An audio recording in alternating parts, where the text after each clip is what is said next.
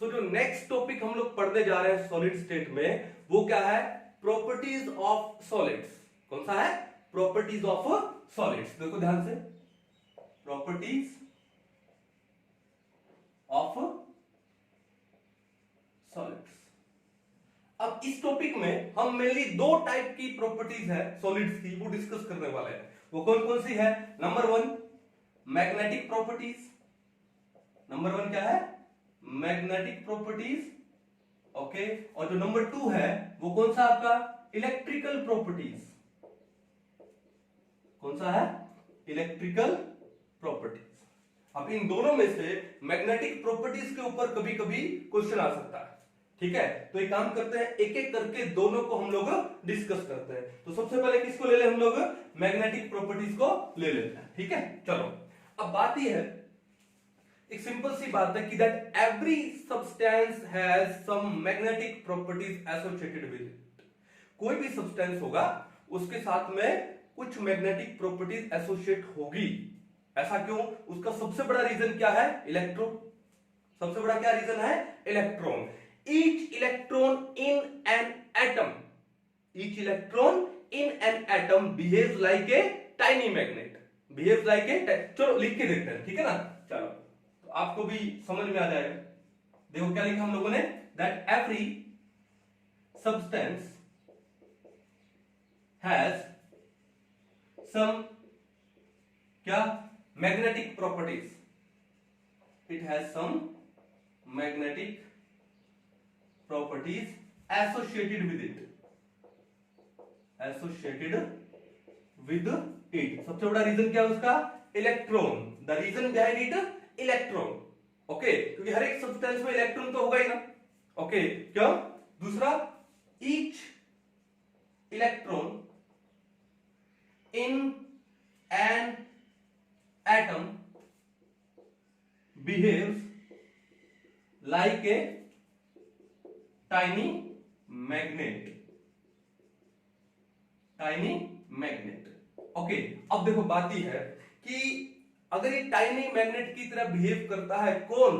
Each electron in an atom, तो अब जो इलेक्ट्रॉन है उसकी दो टाइप की मोशन होती है। इलेक्ट्रॉन की कितने टाइप की मोशन होती है? दो। देखो लिख देते हैं क्या? Electron has two types of motions. ठीक है, अब वो दो टाइप की मोशन कौन कौन सी है? देखो पहली मोशन क्या होगी? पहली मोशन होगी क्या? Orbital motion around the nucleus. जो इलेक्ट्रॉन है हमको पता है वो न्यूक्लियस के अराउंड क्या करता है? रिवॉल्व करता है। ठीक है, ओके। तो क्या हो गया? पहला मोशन कौन सा हो गया? Orbital motion. कौन सा हो गया? Orbital motion around the nucleus. ये बात समझ आ गई? चलो मान लो कि ये आपके पास न्यूक्लियस है और न्यूक्लियस में सारा का सारा पॉजिटिव चार्ज होता है, हम जानते हैं। ठीक है, अब क्या होगा कि इलेक्ट्रॉन इस मान लो न्यूक्लियस के अराउंड रिवॉल्व कर रहा है, मान लो। ठीक है, और उसकी डायरेक्शन मैंने शो कर दी ये। ओके, और ये मैंने क्या शो कर दिया? क्या? इलेक्ट्रॉन ये न्यूक्लियस के अराउंड क्या कर रहा है? रिवॉल्व कर रहा है। क्या कर रहा है? न्यूक्लियस के अराउंड रिवॉल्व। तो इसका क्या हो जाएगा? मैग्नेटिक मूवमेंट हो जाएगा। क्या हो जाएगा इसका? Magnetic movement. ओके, इस डायरेक्शन में। ठीक है, तो दूसरी मोशन कौन सी होगी? अरे इलेक्ट्रॉन का खुद का भी तो स्पिन है। इलेक्ट्रॉन है अपने एक्सिस के अराउंड भी तो क्या कर रहा है? रिवॉल्व कर रहा है, स्पिन कर रहा है। तो दूसरा जो इसका मोशन है, number two, spin off electron around its own axis, around its own axis. अब देखो ध्यान से, जैसे मान लो ये इलेक्ट्रॉन लिया हम लोगों ने, ये क्या लिया? इलेक्ट्रॉन। और इस इलेक्ट्रॉन का खुद की एक्सिस के अराउंड क्या है? इसका स्पिन है। इसका खुद की ही एक्सिस के अराउंड क्या है? स्पिन है। तो स्पिन है तो भी क्या? ये क्या हो जाएगा? इसका मैग्नेटिक मूवमेंट हो जाएगा। ये क्या हो जाएगा? मैग्नेटिक मूवमेंट हो जाएगा। Now electron being a charge particle and has these two type of motions. Electron being a charged particle and has these two type of motion, it can be considered as a small loop of current.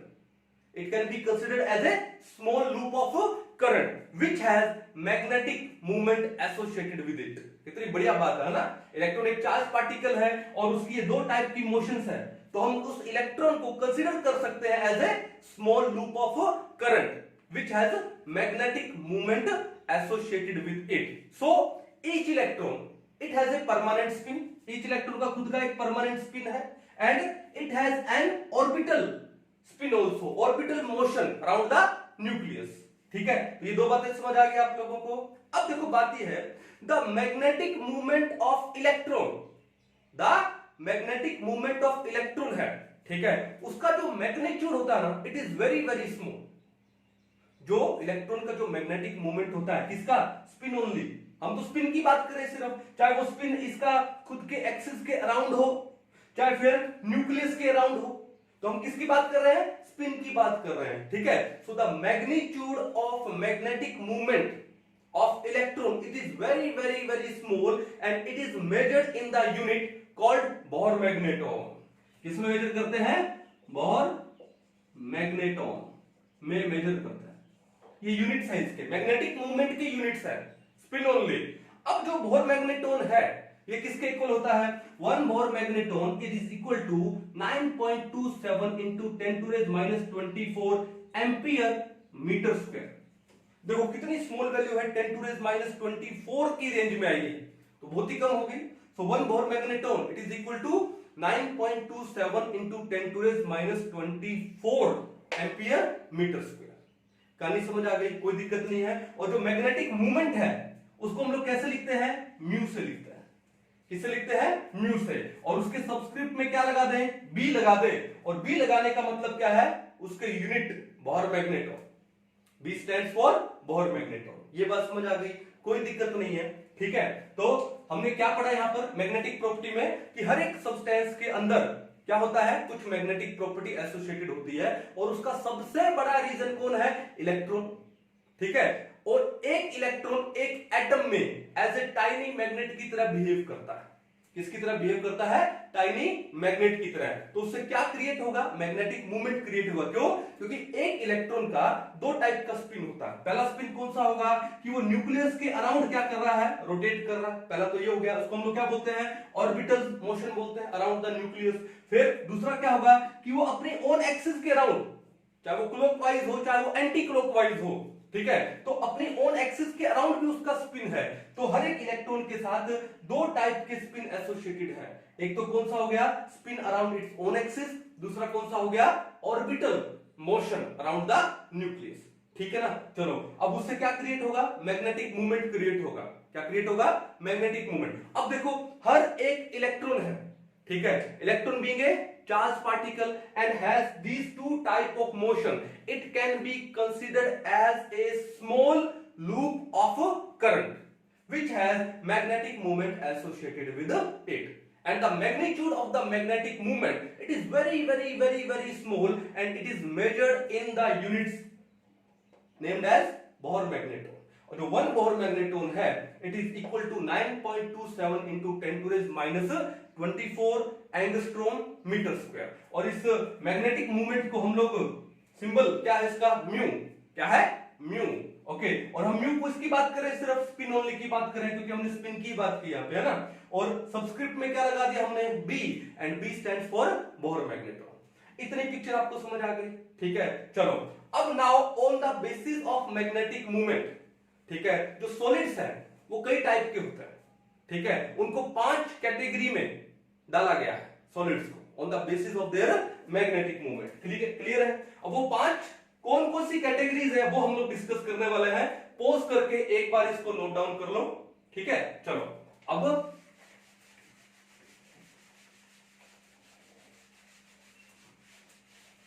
on the basis of magnetic movement solids are classified into 5 categories। अब वो 5 categories कौन कौन सी, देखो number 1 अब उसको हम लोग क्या बोलते हैं, पैरामैग्नेटिक सब्सटेंसेस।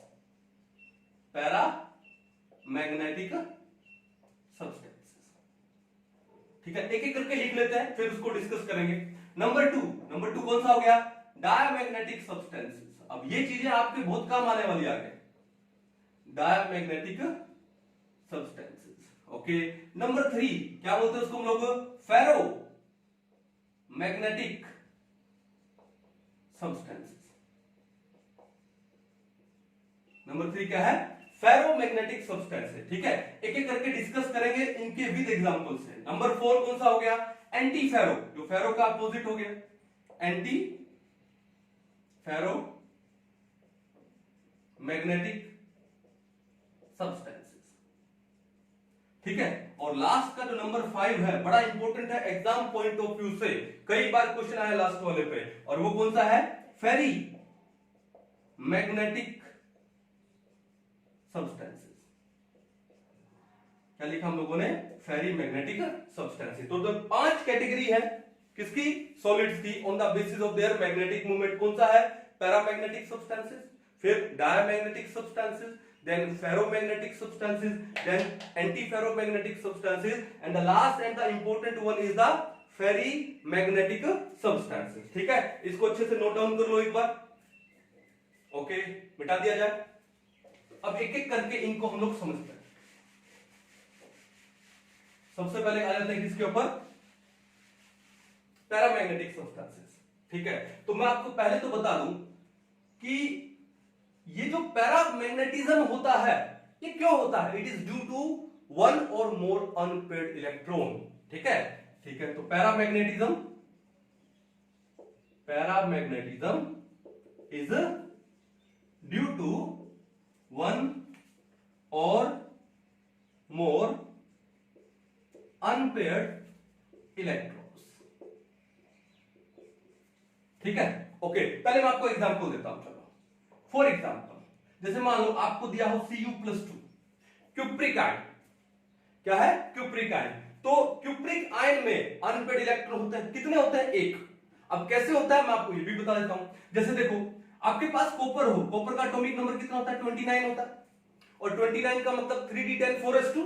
29 का मतलब क्या हुआ? वैलेंस शेल कॉन्फ़िगरेशन क्या हुआ? 3d10 4s1। 3d10 4s1 special configuration है। ठीक है, एटॉमिक स्ट्रक्चर में आपने पढ़ा होगा अच्छे से। Extra stability of half filled as well as completely filled subshells. ठीक है, चलो अब बात यह है कॉपर +2 की बात हो रही है। +2 का मतलब 2 इलेक्ट्रॉन गए। अब 2 इलेक्ट्रॉन कैसे जाएंगे? एक तो गया 4s का और एक गया 3d का। तो आपके पास कॉपर +2 कितना बचा? 3d9 बचा। कॉपर +2 कितना बचा आपके पास? 3d9। ये बात समझ आ गई? अब 3d9 को हम लोग शो करते हैं कैसे? मान लो ये 3d सबशेल है जिसके अंदर कितने ऑर्बिटल्स हैं? 5 ऑर्बिटल हैं। 9 इलेक्ट्रॉन यानी 1 2 3 4 5 6 7 8 9। तो ये बताओ ये एक इलेक्ट्रॉन अनपेयर्ड हुआ कि नहीं हुआ? हुआ ना। And the paramagnetism is due to unpaired electron. वो अनपेयर्ड इलेक्ट्रॉन की वजह से होता है। तो आपको रीजन समझ आ गया। सिमिलरली देखो, और देखो क्या ले सकते हैं। मान लो आपने लिया Fe+3। क्या लिया? Fe+3। आपने लिया Cr+3। ठीक है, अब इनमें भी अनपेयर्ड इलेक्ट्रॉन होते हैं, और Fe+3 में कितने अनपेयर्ड इलेक्ट्रॉन होते हैं? कितने? 5। कैसे? अब बताओ, आयरन है, आयरन का एटॉमिक नंबर कितना है? 26। अब 26 का मतलब जो वैलेंस शेल इलेक्ट्रॉनिक कॉन्फ़िगरेशन होगा वो क्या होगा? 3d6 4s2 होगा। ठीक है, अब ये क्या बोल रहे हैं यहाँ पे? +3। +3 का मतलब 3 इलेक्ट्रॉन्स आर गोन। अब 3 इलेक्ट्रॉन कैसे जाएंगे? 2 तो उड़ा दो किसके? 4s के, और एक उड़ा दो किसका? 3d का। तो पीछे क्या बचा? 3d5। क्या बचा? 3d5। अब 3d5 में कितने इलेक्ट्रॉन्स अनपेयर्ड हैं? 5 इलेक्ट्रॉन्स अनपेयर्ड हैं। देखो ये 3d सबशेल है, 1 2 3 4 5। तो n का मतलब है number of unpaired electrons. n का मतलब क्या है? Number of unpaired electrons. किसमें? Cu+2 में कितना है? 1 है। और number of unpaired electrons Fe+3 में कितने हो गए? 5 हो गए। तो एक बात और भी याद रखना कि जितने ज्यादा अनपेयर्ड इलेक्ट्रॉन्स होंगे, पैरामैग्नेटिज्म या पैरामैग्नेटिक बिहेवियर उतना ही स्ट्रॉन्ग होगा, उतना ही ज्यादा होगा। तो आप मेरे को बताओ कि Cu+2 में और Fe+3 में ज्यादा पैरामैग्नेटिक कौन होगा? ऑब्वियसली Fe+3 होगा। वाई? कि नंबर ऑफ अनपेयर्ड इलेक्ट्रॉन कितने हैं? 5 है, यानी 5 गुना हो गए। किससे? Cu+2 के कंपैरेटिवली। काली समझ गए? सिमिलरली इसका और बताया तो Cr+3 का। अब क्रोमियम है, क्रोमियम कितना होता है? 24 होता है, और क्रोमियम का जो वैलेंस शेल कॉन्फ़िगरेशन कौन सा होगा? 3d5 4s1। 3d5 4s1। अब क्रोमियम बोल रहे +3 का मतलब एक इलेक्ट्रॉन गया यहां से और दो गए यहां से, तो यहां क्या बचा 3d3, तो ये हो गया आपके पास 3d3। अब 3d3 का मतलब कितने अनपेड इलेक्ट्रॉन है 3, 1 2 3, n का वैल्यू कितना हो गया 3 हो गया। तो देख लिया आप लोगों ने। तो due to the presence of unpaired electrons, ये सारे के सारे क्या शो करते हैं, पैरामैग्नेटिक बिहेवियर शो करते हैं। क्या शो करते हैं, पैरामैग्नेटिक बिहेवियर। तो क्या सिर्फ आयंस ही होंगे, नहीं, मॉलिक्यूल्स भी है भैया। जैसे बड़ा इंपॉर्टेंट है ये भी O2 इज पैरामैग्नेटिक। अगर आपने केमिकल बॉन्डिंग वाला चैप्टर बड़े अच्छे से पढ़ा है, दिल लगा के पढ़ा है, क्योंकि वो चैप्टर है ही दिल लगाने वाला, है ना, तो O2 के बारे में पढ़ा होगा कि O2 क्या होता है, पैरामैग्नेटिक होता है। ठीक है। अब अगर जिन बच्चों ने नहीं पढ़ा है, माइंड में आएगा कि सर O2 ऑक्सीजन में 8 इलेक्ट्रॉन, तो O2 में कितने हो गए 16 इलेक्ट्रॉन, वो तो हो गया इवन नंबर, और इवन नंबर का तो डायमैग्नेटिक होता है सर। नहीं, ये इवन नंबर ऑफ इलेक्ट्रॉन्स है, लेकिन ये क्या है, पैरामैग्नेटिक है। क्यों, अगर आपने MOT पढ़ा है, मॉलिक्यूलर ऑर्बिटल थ्योरी, तो इसका अगर आप इलेक्ट्रॉनिक कॉन्फ़िगरेशन पढ़ते हो, कौन सा, मॉलिक्यूलर ऑर्बिटल इलेक्ट्रॉनिक कॉन्फ़िगरेशन, तो आपने ये पढ़ा होगा कि इसके लास्ट में क्या आता है, pi star 2px equal to pi star 2py, और एक इलेक्ट्रॉन इसमें एक इलेक्ट्रॉन इसमें। यानी O2 में, ऑक्सीजन में जो पाई स्टार वाले जो मॉलिक्यूलर ऑर्बिटल्स हैं, यानी स्टार का मतलब क्या हुआ, एंटी बॉन्डिंग, जो एंटी बॉन्डिंग मॉलिक्यूलर ऑर्बिटल्स हैं, कौन सा 2px एंड 2py, उनके अंदर एक एक इलेक्ट्रॉन होता है। तो एक एक इलेक्ट्रॉन होने का मतलब क्या हुआ, वो तो अनपेड हुए ना भाई, दो दो होते तो पेड हो जाते, तो एक एक इलेक्ट्रॉन होते हैं। यानी टोटल कितने अनपेड इलेक्ट्रॉन है, यहां पर n का वैल्यू कितना आ गया, n का वैल्यू यहां पर आ गया 2, दो अनपेड इलेक्ट्रॉन है। So due to the presence of 2 unpaired electron, ये जो O2 है वो क्या होता है, क्या होता है, ये पैरामैग्नेटिक होता है। इंपॉर्टेंट एग्जांपल है, ठीक है, क्वेश्चन एग्जाम में आ सकता है ये भी। चलो, उसके अलावा और कौन से एग्जांपल देंगे, जैसे आप ले लो यहां पे CuO, क्या ले लोगे, CuO। अब देखो सिंपल सी बात है, कैसे भाई, ऑक्सीजन पे -2 चार्ज है, तो कॉपर पे कितना है +2, तो अभी आपको समझाया कि कॉपर +2 का मतलब एक अनपेड इलेक्ट्रॉन होगा, सही है ना। तो CuO का मतलब n का वैल्यू कितना है, यहाँ पे 1 है, तो ये भी आपका क्या होगा, पैरामैग्नेटिक होगा। क्या होगा, ये पैरामैग्नेटिक। अब उसके बाद और कौन सा एग्जांपल हो गए, जैसे मान लो आपने ले लिया VO2, क्या ले लिया आपने, VO2। अब VO2 में एक बात बताओ, ऑक्सीजन पे चार्ज कितना है -2, तो दो ऑक्सीजन पे कितना होगा -4, तो यहां पे वेनेडियम पे कितना हो गया +4। अब वेनेडियम, स्कैंडियम, टाइटेनियम, वेनेडियम का एटॉमिक नंबर कितना होता है, 23 होता है, स्कैंडियम 21, टाइटेनियम 22 और वेनेडियम 23। अब देखो 23 का मतलब वैलेंशियल कॉन्फ़िगरेशन क्या हुआ, 3d3 4s2 हुआ, और वेनेडियम का ऑक्सीडेशन स्टेट कितना है +4, किसमें, VO2 में, और +4 का मतलब क्या है, 4 इलेक्ट्रॉन गए, और 4 इलेक्ट्रॉन कैसे जाएंगे, पीछे से लो, 2 इलेक्ट्रॉन तो चलेंगे 4s के, और एक इलेक्ट्रॉन चला गया यहां का, तो पीछे क्या बचा आपके पास, 3d2 बचा। तो आपके पास वैलेंशियल कॉन्फ़िगरेशन क्या आई, 3d2।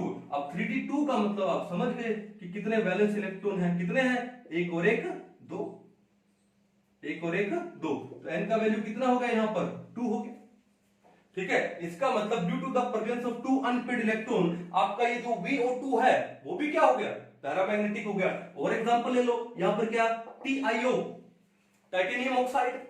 अब देखो यहां पर ऑक्सीजन कितना है -2, टाइटेनियम कितना हुआ +2 हुआ, कितना हुआ +2। अब मैंने क्या बोला, स्कैंडियम टाइटेनियम, तो टाइटेनियम का एटॉमिक नंबर कितना होता है, 22 होता है, 22 का मतलब क्या हुआ, 3d2 4s2, और टाइटेनियम पे ऑक्सीडेशन स्टेट कितना है +2 का मतलब 2 इलेक्ट्रॉन्स आर गोन, तो 2 इलेक्ट्रॉन कैसे जाएंगे, 2 तो निकाल दो 4s से, बस पीछे क्या बचा कॉन्फ़िगरेशन 3d2, क्या बचा 3d2। अब 3d2 तो वैसे ही आप समझ गए, अगेन ऊपर वाली आ गई है, तो 1 2 3 4 5 3d2, यानी यहां पर भी अनपेड इलेक्ट्रॉन कितने हैं, 2 हैं, अनपेड इलेक्ट्रॉन कितने हैं, 2 हैं, तो ये भी क्या होगा आपका पैरामैग्नेटिक होगा। So the paramagnetic behavior is due to the presence of one or more unpaired electrons. Clear है, एग्जांपल याद करने में आई थिंक कोई कठिनाई नहीं आएगी, समझ में आ गया कि ये पैरामैग्नेटिक क्यों है। अब मेरे ख्याल से अगर इन एग्जांपल्स के अलावा आपको कोई और एग्जांपल दे दिया जाए, फिर आपसे पूछा जाए कि पता करो कि पैरामैग्नेटिक है या कोई डायमैग्नेटिक है, आई थिंक अच्छे से आप पता कर लोगे। ठीक है, सबसे पहले जो वैलेंस शेल कॉन्फ़िगरेशन लिखो, फिर देखो कितने ऑक्सीडेशन स्टेट है, उतने ही इलेक्ट्रॉन्स क्या कर दो, पीछे से रिमूव कर दो। फिर देखो कितने अनपेड इलेक्ट्रॉन है, अगर एक भी अनपेड इलेक्ट्रॉन आ गया तो इसका मतलब ये पैरामैग्नेटिज्म शो करेंगे। क्या करेंगे? पैरामैग्नेटिज्म शो करेंगे। तो समझ आ गया? तो पैरामैग्नेटिक सब्सटेंसेस क्या होते हैं? ठीक है, अब बात है, ये तो हमने बता दिया इसका रीजन क्या है, पैरामैग्नेटिज्म का रीजन क्या है, due to the presence of unpaired electrons. लेकिन पैरामैग्नेटिक सब्सटेंसेस क्या होते हैं कि these are weakly attracted by magnetic fields. जो पैरामैग्नेटिक सब्सटेंसेस होते हैं they are weakly attracted by magnetic field. तो एक काम करते हैं, इसको मिटा दो एक बार। ठीक है, एग्जांपल्स ये सारा एक बार पॉज करके इसको उतार लो रीजन। ठीक है, फिर हम लोग सिंपल से एग्जांपल लिख देते हैं इसमें। चलो,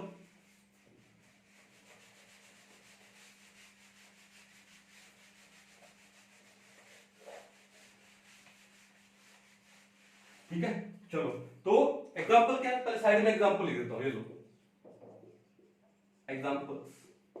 क्या लिखा हम लोगों ने, हमने लिखा क्या, Cu+2 लिख दिया हमने, फिर Cr+3 लिख दिया, Fe+3 लिख दिया, उसके बाद क्या लिख सकता हूं मैं, O2 लिख सकता हूं, फिर VO2 लिख सकता हूं, फिर CuO लिख सकता हूं, TiO लिख सकता हूं, बहुत सारे एग्जांपल है भाई। ठीक है, तो क्या बोला कि जो पैरामैग्नेटिक सब्सटेंसेस क्या होते हैं, these are weakly attracted by magnetic field, these are weakly attracted by magnetic field,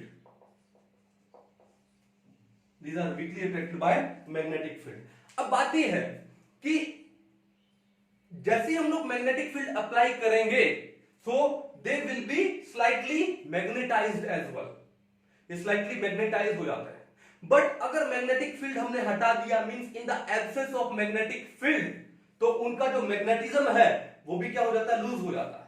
तो मैं क्या लिख दूं, they are slightly magnetised, they are slightly magnetised in the presence of magnetic field. Okay, but they lose their magnetism,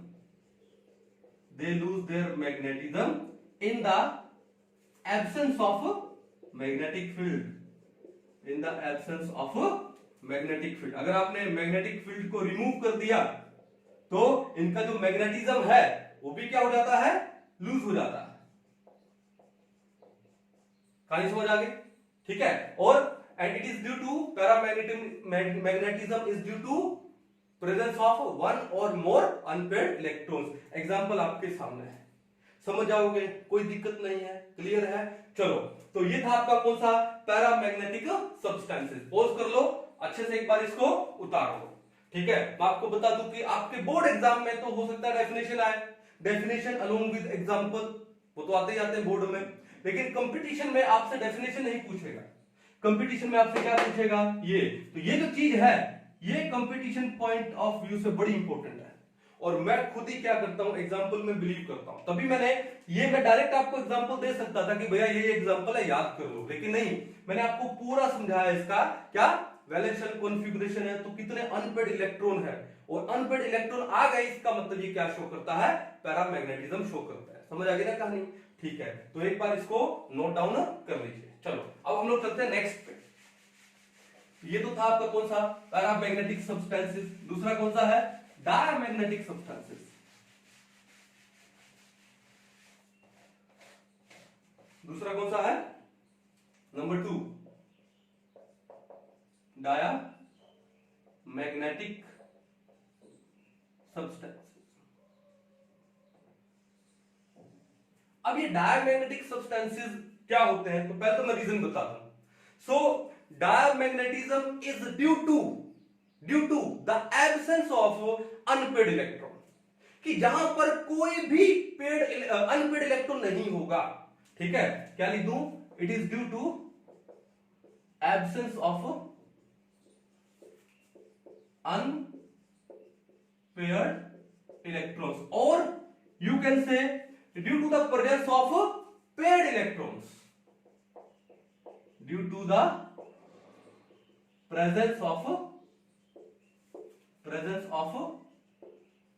paired electrons। ठीक है, तो example देता हूं सबसे पहले। फॉर एग्जांपल जैसे मान लो वाटर है, क्या है? वाटर है। उसके बाद बेंजीन ले लो C6H6, उसके बाद क्या ले लो, यहां पर आप ले सकते हो घर में जो सॉल्ट यूज करते हो NaCl। ठीक है, तो ये क्या है? डायमैग्नेटिक सब्सटेंसेस है। क्या है ये? डायमैग्नेटिक सब्सटेंसेस है। ठीक है, कहानी समझ आ गई। अब बात यह है कि जो डायमैग्नेटिज्म है, ये तो पता लगा it is due to the absence of unpaired electrons, और it is due to the presence of all the paired electrons. लेकिन डायमैग्नेटिक सब्सटेंसेस है, they are weakly repelled by magnetic field. बड़ा इंपॉर्टेंट है ये भी। ठीक है, these are weakly repelled by magnetic field. These are weakly repelled by magnetic field। समझ गए? इससे ज्यादा मेरे ख्याल से बताने की जरूरत है नहीं। ठीक है, चलो अब आते हैं नंबर 3 पे। नंबर 3 क्या है? फेरो मैग्नेटिक सब्सटेंसेस। क्या है? फेरो मैग्नेटिक सब्सटेंसेस। अब फेरो मैग्नेटिक, नेम में ही फेरो आ रहा है। फेरो, फेरो का मतलब फेरम से आता है, फेरम यानी आयरन से आता है। तो पहला एग्जांपल तो भैया Fe हो गया इसका, देखो कुछ करने की जरूरत ही नहीं पड़े। तो फेरोमैग्नेटिक सब्सटेंसेस क्या होते हैं? These are strongly attracted by magnetic field. बड़ा इंपॉर्टेंट है, क्या है? These are strongly attracted by magnetic field. ठीक है, these are strongly attracted by magnetic field. पहले तो मैं आपको इसके एग्जांपल दूंगा। फिर पहला एग्जांपल तो आपको पता लग गया, कौन सा हो गया? आयरन। दूसरा कोबाल्ट, निकिल। फिर एक बड़ा इंपॉर्टेंट एग्जांपल है जो कई बार कुछ एक एग्जाम में आ चुका है, चाहे वो स्टेट वाले एग्जाम हो, ठीक है, चाहे वो नेशनल एग्जाम हो। कौन सा? CrO2। CrO2 भी क्या आपका फेरोमैग्नेटिक सब्सटेंस है भैया। ये स्ट्रांगली अट्रैक्ट होता है बाय मैग्नेटिक फील्ड। कौन? CrO2। मैं फिर से कह रहा हूं, एग्जाम में आपको आयरन नहीं देगा, क्योंकि पता है यार आयरन करते ही बच्चा कर देगा। ठीक है ना, एग्जाम में वो चीज देगा जो हमारे माइंड से स्लिप हो जाती है, ठीक है, या हमको याद नहीं रहती है, वही चीज एग्जाम में आ जाती है और उसी में हम लोग कंफ्यूज हो जाते हैं ना। तो ये याद रखना कि जो CrO2 होता है वो कौन सा होता है? फेरोमैग्नेटिक सब्सटेंस होता है। It is strongly attracted by magnetic field. ठीक है, अब क्या होगा कि थोड़ा सा यहां पर स्टोरी बनाते हैं हम लोग। यहां पे क्या होता है सॉलिड स्टेट में, देखो ध्यान से, इंपॉर्टेंट है अभी जो बताने वाला हूं। इन सॉलिड स्टेट में हर एक मेटल आयन होता है, चाहे वो किसी भी सब्सटेंस का हो। सॉलिड स्टेट में चाहे किसी भी सब्सटेंस का हो, हर एक मेटल आयन है, वो क्या काम करता है? वो काम करता है कि ए रीजन ऑफ ग्रुप्स, जिसको हम लोग क्या बोलते हैं? डोमेन बोलते हैं। क्या बोलते हैं? डोमेन। ठीक है, चलो अब वो डोमेन है वो क्या होते हैं? ये अलाइन होते हैं रैंडमली। ठीक है, जैसे मान लो कि ये लो, ओके, ये लो, इनको, ये जो मैंने एरो बनाया ना, इन एरोस को हम लोग क्या बोल रहे हैं? डोमेन्स बोलते हैं। क्या बोलते हैं उनको? डोमेन्स। देखो, in solid state each metal ion of any substance, they are considered as a region। ठीक है, और रीजन ऑफ ग्रुप्स, और उसको हम लोग क्या बोलते हैं? डोमेन बोलते हैं। डोमेन। और वो जो डोमेन है वो दे आर अलाइंड इन, क्या बोलते हैं कि रैंडमली। अब बात यह है कि जब हम लोग मैग्नेटिक फील्ड अप्लाई करेंगे यहां पर, ठीक है, किसमें? फेरोमैग्नेटिक सब्सटेंस में। जब हम लोग मैग्नेटिक फील्ड अप्लाई किया, जैसे मान लो ये तो था ही, हमने अप्लाई कर दिया यहां पर क्या, मैग्नेटिक फील्ड। मान लो ये मैग्नेटिक फील्ड हमने अप्लाई किया, तो ये जो डोमेन्स है, in the presence of magnetic field, these domains they align themselves in the direction of magnetic field. तो क्या होगा कि ये अपने आप को मैग्नेटिक फील्ड की डायरेक्शन में क्या कर लेंगे, अलाइन कर लेंगे। ठीक है, तो इन the presence of magnetic field these domains, जो पहले रैंडमली अलाइंड थे, अब मैग्नेटिक फील्ड की प्रेजेंस में they align themselves in the direction of a magnetic field. ठीक है, हो गया। अब उसके बाद क्या होगा कि ये सिर्फ अलाइन ही नहीं करेंगे अपने आप को, इनके अंदर क्या मैग्नेटिज्म क्रिएट भी हो जाएगा। इनके अंदर क्या क्रिएट हो जाएगा, मैग्नेटिज्म क्रिएट भी हो जाएगा। अब अगर हमने ये मैग्नेटिक फील्ड हटा ली, अगर हमने मैग्नेटिक फील्ड हटा ली, means now in the absence of magnetic field, तो क्या इनका मैग्नेटिज्म लूज हो जाएगा? No no no no. ठीक है, इनका मैग्नेटिज्म रहेगा, परमानेंट रहेगा। क्या रहेगा? इनका मैग्नेटिज्म परमानेंट रहेगा। तभी तो इनको हम लोग क्या बोलते हैं, फेरोमैग्नेटिक सब्सटेंसेस बोलते हैं। सही है ना? So in the presence of magnetic field these domains align themselves in the direction of magnetic field. Okay, so when we remove the magnetic field, means in the absence of magnetic field, इनका जो magnetism है वो loose नहीं होने वाला। ठीक है, वो वैसे ही रहने वाला है। ठीक है, so they are known as what, ferromagnetic substances. Example क्या, आयरन। अब देखो यहां से मेरे को एक बड़ी अच्छी स्टोरी याद आ रही है। जब हम लोग क्लास 3rd में 4th में थे ना, ठीक है, तो क्या होता है, जैसे आजकल जो कॉइन आते हैं, 1 रुपी का कॉइन, 2 रुपीज का कॉइन, वो कॉइन प्योर आयरन का नहीं है ना। लेकिन जब हम लोग क्लास 3rd 4th में थे या 5th में थे, उस वक्त जो कॉइन आते थे ना, 5 रुपए का सिक्का आता था इतना बड़ा, ठीक है, आयरन का। 1 रुपए का सिक्का आता था, है ना, जिसके अंदर वो व्हीट ग्रेन्स वाली वो फोटो लगी होती थी 2 साइड में, है ना। ओके, 2 रुपए का सिक्का आता था, 1 का, वो आयरन के आते थे। और हमने क्या सुना था उस वक्त कि अगर उस आयरन कॉइन को, उस कॉइन को अगर हम लोग ट्रेन होती है ना, ट्रेन की जो पटरी होती है, उस पटरी पे रख दे और उस पे अगर ट्रेन गुजर जाती है, ठीक है, तो उसके बाद वो सिक्का क्या, वो थोड़ा सा फ्लैट हो जाता है। ठीक है, और उसके बाद उसके अंदर थोड़ा मैग्नेटिक करैक्टर इंड्यूस हो जाता है। ठीक है, उसके बाद अगर आप उसको किसी आयरन से चिपकाओगे ना, ठीक है, वो चिपकने लगता, उसके अंदर मैग्नेटिक प्रॉपर्टी क्रिएट हो जाती है। ठीक है, आपने भी कभी ना कभी ये सुनी होगी, या फिर आप अपने घर वालों में, अपने बड़े भाई बहन से पूछ के देखिए, उन्होंने कभी ना कभी ये बात जरूर सुनी होगी। बचपन में बहुत सी चीजें ऐसी काफी सुनी है ना। ओके, तो ये वाली बात यहां पर नहीं होगी, यहां पर कि जो आयरन है, अगर हम लोग मैग्नेटिक फील्ड अप्लाई कर दें तो जो डोमेन्स है वो मैग्नेटिक फील्ड की डायरेक्शन में अपने आप अलाइन हो जाते हैं। और अगर मैग्नेटिक फील्ड हटा भी दोगे तो भी इनके अंदर वो मैग्नेटिक कैरेक्टर आ गया। ठीक है, इसको हम लोग क्या बोलते हैं, फेरोमैग्नेटिक सब्सटेंसेस बोलते हैं। ये कहानी समझ आई कि नहीं आई? आई ना? तो एक काम करो, इसको पहले नोट डाउन कर लो और उसके बाद फिर हम लोग आगे बढ़ते हैं। चले आगे, चलिए। तो कितना हो गया, हमारे 3 हो गए। नेक्स्ट पे चलते हैं।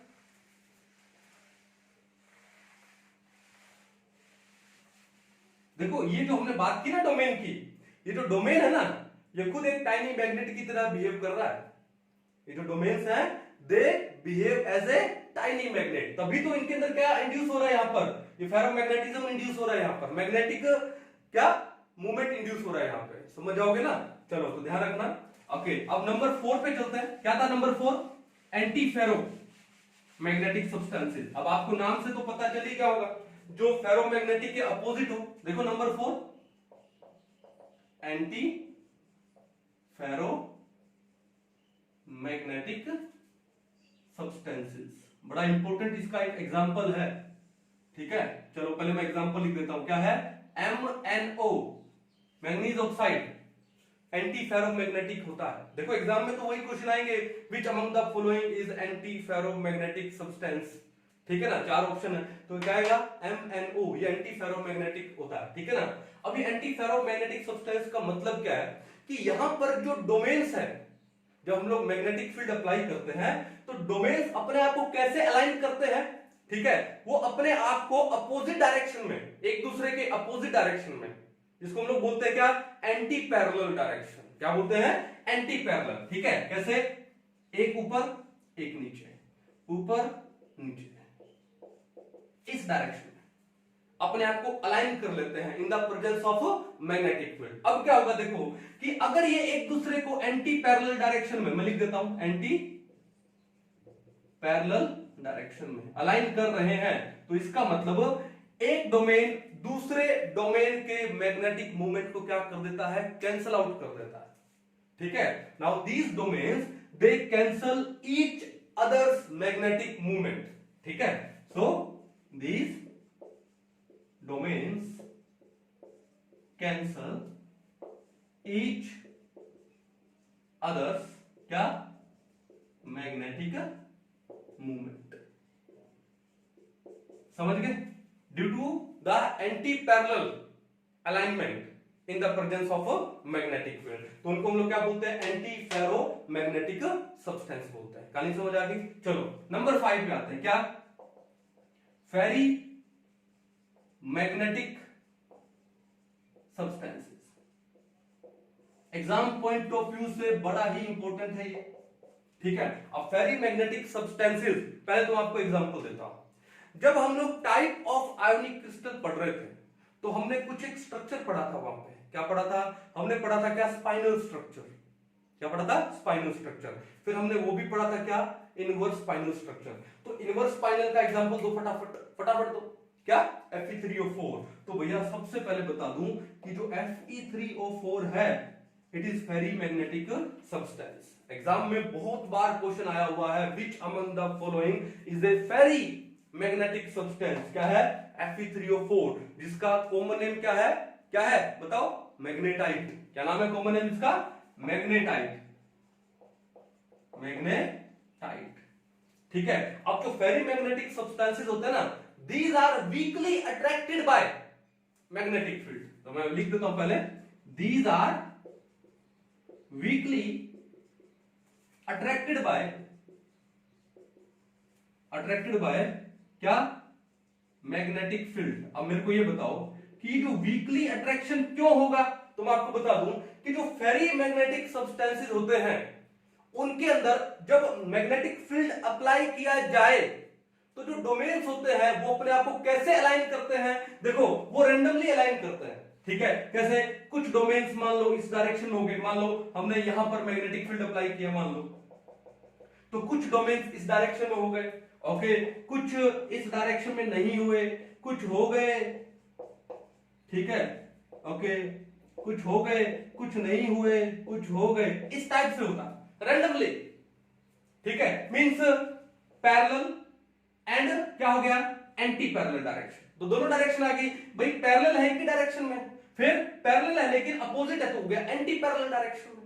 Means ferri magnetic substances are those substances in which the domains align themselves in parallel and in anti-parallel direction in the presence of a magnetic field. ठीक है, where the domains align themselves in parallel and anti-parallel directions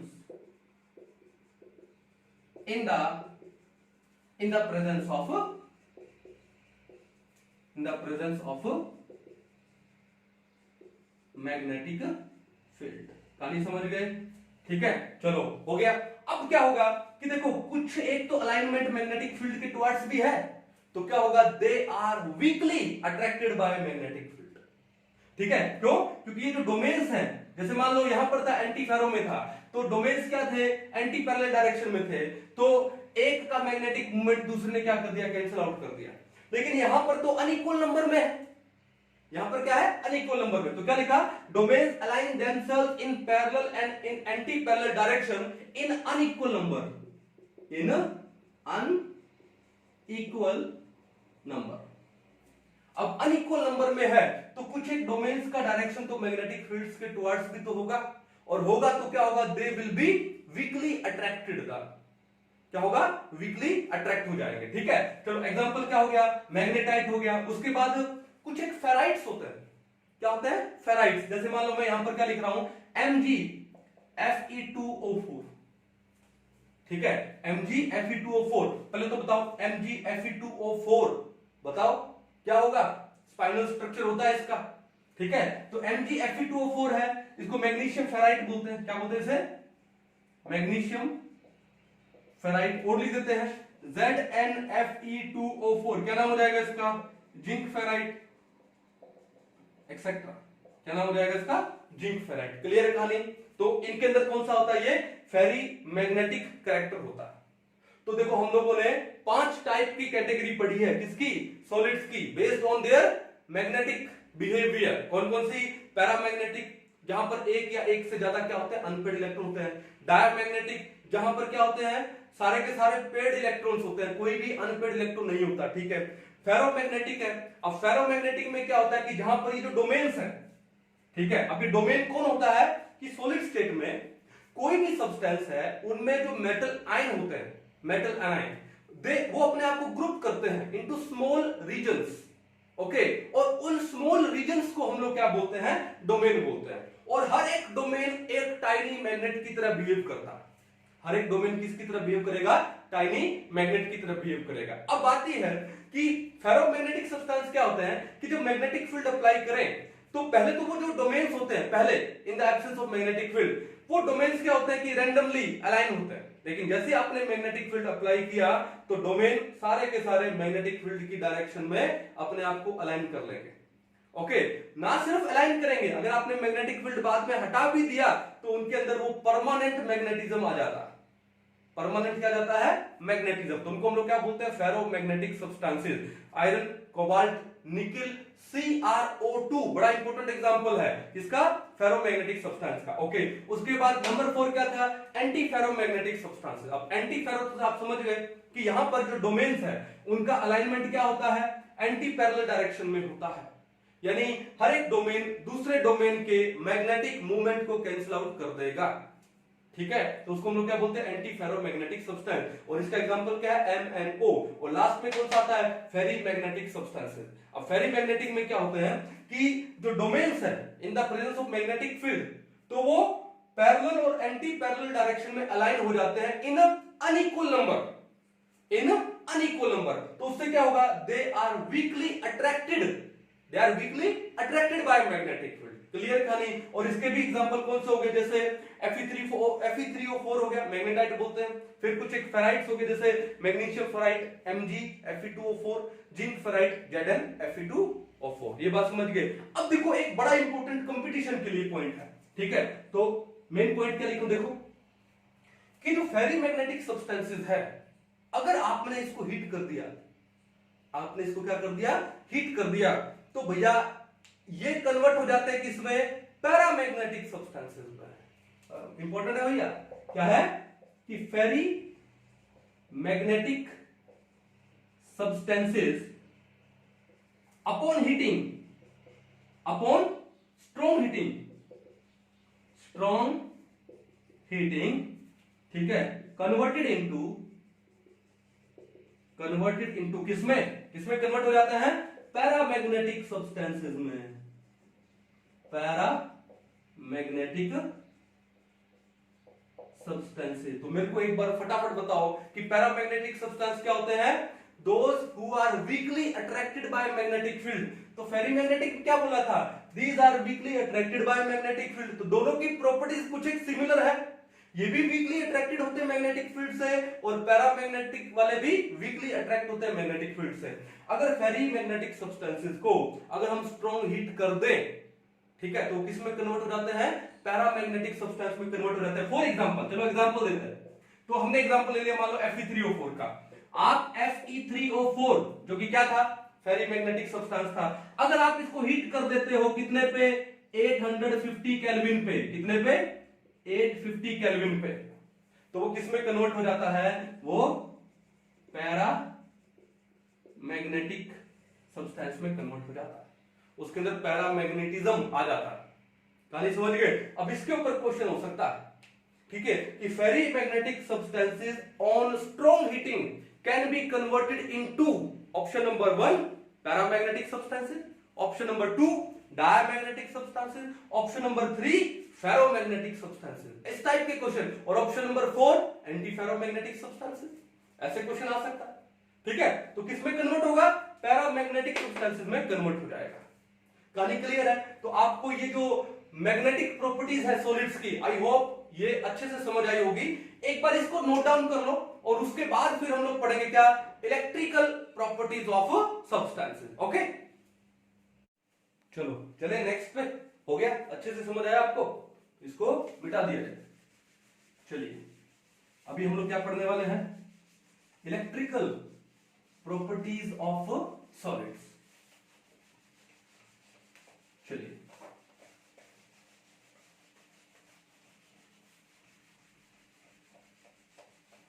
अब इसके बाद सिर्फ एक छोटा सा topic रह जाएगा, ब्रैग्स इक्वेशन, और आपका सॉलिड स्टेट वाला चैप्टर खत्म। आई होप बड़े अच्छे से करवाया होगा मैंने, आपको अच्छे से समझ आया होगा। चलिए, तो अभी जो नेक्स्ट टाइप की प्रॉपर्टीज हम लोग पढ़ने वाले हैं सॉलिड्स की, वो कौन सी है? नंबर 2 कौन सी है? Electrical properties of solids. ठीक है, चलो थोड़ा सा एक्सप्लेन करते हैं इसको कि on the basis of conductivity, on the basis of conductivity जो सॉलिड्स हैं उनको हम डिफरेंट 3 टाइप्स में क्लासिफाई कर सकते हैं। कितने टाइप में? 3 टाइप में। तो क्या लिखेंगे हम लोग? On the basis of conductivity solids are classified into 3 types, 3 categories. ठीक है, तो कौन कौन सी है? सॉलिड्स आर कौन कौन से है? नंबर 1 क्या बोलेंगे इनको? कंडक्टर्स। क्या बोलेंगे? कंडक्टर्स। नंबर 2 क्या बोलेंगे उनको हम लोग? Semi conductors, semi conductors. और जो नंबर 3 है, नंबर 3 उसको हम लोग क्या बोलते हैं? Insulators, insulators. अब आपको कंडक्टर, सेमीकंडक्टर और इंसुलेटर के बारे में आई थिंक बताने की जरूरत है नहीं, फिर भी मैं आपको एक बार ब्रीफ में बता देता हूं। कंडक्टर्स क्या होते हैं? कंडक्टर्स क्या होते हैं कि जिनकी जो कंडक्टिविटी है वो अच्छी खासी होती है। तो जो कंडक्टिविटी है हम लोग किस में लेंगे? पर ओम पर मीटर में। यूनिट्स किसके लेंगे? यूनिट्स ऑफ कंडक्टिविटी किस में लेंगे हम लोग? पर ओम मींस ओम इनवर्स, ओके, पर मीटर इसमें लेंगे। ठीक है, अभी यूनिट्स कैसे आए, क्या आए फिजिक्स में भी आपके, या फिर हम लोग एक चैप्टर पढ़ेंगे कौन सा? इलेक्ट्रोकेमिस्ट्री। कौन सा? इलेक्ट्रोकेमिस्ट्री। उसमें इसी के बारे में डिटेल में दी हुई है। क्लियर है? चलो अब बात यह है कि जो कंडक्टर्स होते हैं उनकी जो कंडक्टिविटी, जो ऑर्डर होता है बहुत ज्यादा होता है। उनका जो कंडक्टिविटी ऑर्डर क्या होता है? बहुत ही ज्यादा होता है, इसलिए वो इलेक्ट्रिसिटी कंडक्ट करते हैं। ठीक है, जैसे मान लो आयरन हुआ, सिल्वर हुआ, कॉपर हुआ। ठीक है, चलो उसके बाद सेमीकंडक्टर का मतलब क्या है कि कंडक्टिविटी इतनी खास नहीं है, एवरेज है, तो उनको हम लोग क्या बोलते हैं? Semi conductor. अब सेमी का मतलब आप समझते हो ना? सेमी का मतलब क्या होता है? पार्शियल या फिर हाफ। ठीक है, तो जो पार्शियल कंडक्टर है यानी जिनकी कंडक्टिविटी उतनी अच्छी नहीं है। चलो फिर लास्ट में क्या था हमारा? इंसुलेटर। अब इंसुलेटर का मतलब क्या है कि जो बैड कंडक्टर्स हो, जो क्या हो? बैड कंडक्टर्स ऑफ इलेक्ट्रिसिटी, उसको हम लोग क्या बोलते हैं? इंसुलेटर। या जो फिर इलेक्ट्रिसिटी कंडक्ट ही ना करे उन्हें हम क्या बोलेंगे? इंसुलेटर बोलेंगे। अब देखो बात यह है कि जो नंबर 1 क्या लिखा हम लोगों ने? जो कंडक्टर्स होते हैं उनकी जो कंडक्टिविटी है वो कितनी होती है? 10⁻⁴ से लेकर के 10⁻⁷ पर ओम पर मीटर। तो कितनी ज्यादा है? 10⁻⁴ का मतलब आप जानते हो ना कितना होता है? 10,000। और 10⁻⁷ का मतलब कितना होता है बताओ? 1 करोड़। है, एक के साथ में 7 जीरो लगना है, नहीं 1 करोड़। यानी इस ऑर्डर की कंडक्टिविटी है किसकी? कंडक्टर्स की। और कंडक्टर्स में एग्जांपल क्या लोगे? मेटल्स लोगे। फॉर एग्जांपल मेटल जैसे मान लो आयरन हुआ, कॉपर हुआ, एल्यूमिनियम ले लो, उसके बाद निकिल ले लो, एक्सेट्रा। तो ये कंडक्टर्स है। ठीक है, ओके। अब उसके बाद नंबर 2 पे चलते हैं। कौन सा? किसको ले हम लोग? सेमीकंडक्टर्स को। किसको ले हम लोग? सेमीकंडक्टर्स। अब जो सेमीकंडक्टर्स होते हैं उनकी जो कंडक्टिविटी रेंज है वो कितनी है 10⁻⁻⁶ से लेकर के 10⁻⁴ पर ओम पर मीटर। 10⁻⁻⁶ से लेकर 10⁻⁴ पर ओम पर मीटर। अब मैं आपको एक बात तो बता दूं कि जिन मेटल्स की कंडक्टिविटी 10⁻⁴ होती है तो वो इतने अच्छे कंडक्टर नहीं है। अच्छा कंडक्टर कब होगा जब 10⁻⁴ से ज्यादा होगा, यानी 10⁻⁷ की रेंज तक जा रहा हो, तो वो अच्छा कंडक्टर होगा। ये चीज ध्यान रखिएगा। चलो अब नंबर 3 क्या था हमारा इंसुलेटर। क्या आता है इंसुलेटर्स। जो इंसुलेटर्स होते हैं उनमें जो कंडक्टिविटी की रेंज है वो कितनी है 10⁻⁻20 से लेकर के 10⁻⁻10 पर ओम पर मीटर। ये बात समझ आ गई। तो ओवरऑल एक बात पता लगी हमको कि जो टोटल ऑर्डर ऑफ रेंज आ रहा है वो कितना आ रहा है 10⁻20 से लेकर के 10⁻7 तक आ रहा है। अब 10⁻20 से 10⁻7 का मतलब टोटल 27 ऑर्डर ऑफ रेंज आता है। किसका कंडक्टिविटी का, किसका सॉलिड्स का। और उन 27 ऑर्डर ऑफ रेंज में ही आपका इंसुलेटर भी आ जाएगा, आपका सेमीकंडक्टर भी आ जाएगा और आपका कंडक्टर भी आ जाएगा। ये कहानी समझ आ गई, कोई दिक्कत नहीं है। चलो अब हम लोग यहां पर किसके बारे में बात करेंगे, हम एक तो बात करेंगे क्या कंडक्टर के बारे में और एक बात करेंगे सेमीकंडक्टर के बारे में। अब इंसुलेटर है वो तो इलेक्ट्रिसिटी कंडक्ट ही नहीं करते, या they are very bad conductor of electricity, तो उसकी तो बात ही नहीं करनी है। बिकॉज हम क्या पढ़ रहे हैं इलेक्ट्रिकल प्रॉपर्टीज पढ़ रहे हैं on the basis of conductivity. तो अगर यहां पर कंडक्टिविटी है ही नहीं या बहुत ही वीक है तो फिर इसकी बात क्यों करें। तो किन की बात करेंगे हम लोग यहां पर, इन दो की बात करेंगे। कोई दिक्कत नहीं है, ठीक है। तो आप एक बार इसको पॉज कर लो, नोट डाउन कर लो, ठीक है। कई बार ये जो रेंज है वो रेंज एग्जाम में हो सकती है, पूछ ले आपसे। चलिए अब मैं इसको एक बार मिटा रहा हूं। ओके, अब देखो सबसे पहले बात हो रही है किसकी, कंडक्टर की। किसकी बात हो रही है, कंडक्टर की। चलो दो टाइप के कंडक्टर्स हमारे पास। सबसे पहले किसकी बात हो रही है, कंडक्टर्स की। तो दो टाइप के कंडक्टर्स हमारे पास, कौन कौन सा है। एक है उसको हम लोग बोलते हैं क्या, मेटेलिक कंडक्टर्स। क्या बोलते हैं उसे, मेटेलिक कंडक्टर्स। और जो एक है उसको हम लोग क्या बोलते हैं बताओ, इलेक्ट्रोलाइटिक कंडक्टर्स। Electrolytic conductors. मैं आपको फिर से कह रहा हूं, आपका जो क्लास 12 में एक चैप्टर है इलेक्ट्रोकेमिस्ट्री, उस इलेक्ट्रोकेमिस्ट्री में सारी कहानी इस इलेक्ट्रोलाइटिक कंडक्टर के बारे में। क्लियर है। अब देखो जो मेटेलिक कंडक्टर्स होते हैं, मेटेलिक कंडक्टर्स, वहां पर जो कंडक्टिविटी होती है it is due to free electrons. यहां पर देखो क्या है, conductivity is due to free electrons. ठीक है, कंडक्टिविटी क्या होगी, फ्री इलेक्ट्रॉन्स की वजह से होगी। यानी जो अनपेड इलेक्ट्रॉन्स है, फ्री का मतलब तो वही हुआ, और जो पेड है वो तो फ्री है नहीं। ठीक है, तो जो अनपेड इलेक्ट्रॉन्स होंगे उनकी वजह से कंडक्टिविटी होगी किसमें, मेटेलिक कंडक्टर्स में। अब बात यह है वो कंडक्टिविटी डिपेंड करेगी कि कितने ज्यादा अनपेड इलेक्ट्रॉन्स हैं। जितने ज्यादा अनपेड इलेक्ट्रॉन्स होंगे वैलेंस शेल में, उतनी ही कंडक्टिविटी क्या हो जाएगी, ज्यादा हो जाएगी। अब देखो एक इंपॉर्टेंट क्वेश्चन है यहां पे कि कौन सी मेटल है which is the best conductor of electricity. एक सेकंड आप सोच के देखिए, ठीक है, कि कोई मेटल जो कि बेस्ट कंडक्टर है इलेक्ट्रिसिटी की, कौन सी है, तो वो होती है भैया क्या, सिल्वर। सिल्वर क्या होता है, बेस्ट कंडक्टर होता है। सिल्वर क्या होता है, बेस्ट कंडक्टर होता है किसका, इलेक्ट्रिसिटी का। तो फिर माइंड में क्वेश्चन आता है कि सर जो घरों में हम लोग जो वायर यूज करते हैं, तो वायर के अंदर क्या मेटल ही तो है, तो फिर वहां पे सिल्वर क्यों नहीं यूज करते। तो इसका जवाब तो आपको भी जानते हो, सिल्वर क्यों नहीं यूज करते आप बताओ, क्योंकि महंगा होता है।